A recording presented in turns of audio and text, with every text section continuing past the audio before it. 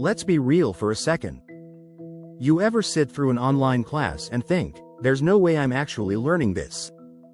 Then go to a regular in-person lecture and feel just as lost? You're not alone. Because in today's world, where we're flipping between physical classrooms, Zoom calls, and tutorial apps on our phones, learning isn't one size fits all anymore. That's where blended learning comes in. Blended learning isn't just a buzzword. It's the future. And more importantly, it's a way to actually make learning work for different brains, different paces, and different lives. So in this video, we're breaking down what blended learning really looks like in 2025, how to use multimodal learning strategies that actually help information stick, and how you, whether you're a student, parent, or teacher, can start using these methods right away. Let's get into it. So what exactly is blended learning? At its core, blended learning is about combining the best parts of in-person instruction and online learning tools. Not just dumping a video lesson online. Not just reading from a textbook. It's about using multiple formats, like videos, discussions, quizzes, and hands-on practice, in a way that plays to your strengths as a learner. Now this matters more than ever, because students today are not just sitting in classrooms. They're learning from apps, YouTube, podcasts, group chats, and yes, even TikTok. The trick is figuring out how to blend all of that into a method that actually helps you learn faster and retain more. So let's talk about learning styles in 2025. Now, old school labels like visual learner or auditory learner were helpful, but kind of limited. In 2025, we're thinking bigger. It's not just about how you take in information, it's about how your brain processes it, connects it, and applies it. That's why multimodal strategies are key. Multimodal means using more than one format to learn the same thing. Think watching a short animation and reading a summary. Or doing a quick quiz after you've listened to a podcast. The more senses and brain areas you activate, the stronger the memory. So here are a few blended learning combos that actually work. Combo 1. Video plus note mapping. Watch a short video lesson, then immediately create a mind map or sketch out key points in your own words. This helps visual and verbal learners, and it also boosts recall. The act of drawing forces your brain to process the information instead of just rewatching passively. Combo 2. Podcast plus walk. Need to review a topic but feel stuck at your desk? Grab your headphones and go for a walk.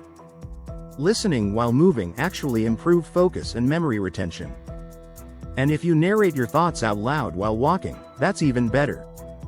You're reinforcing it through speech and motion. Combo 3.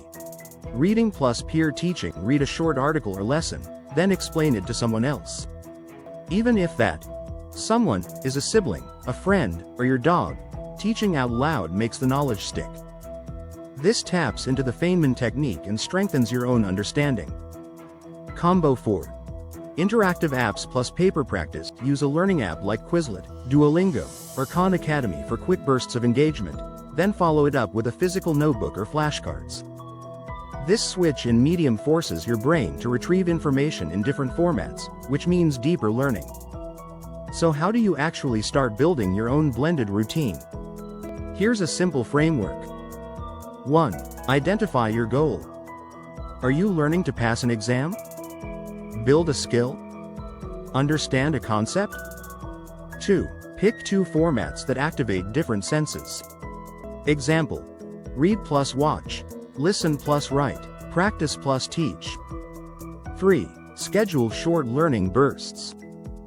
Don't try to cram everything at once.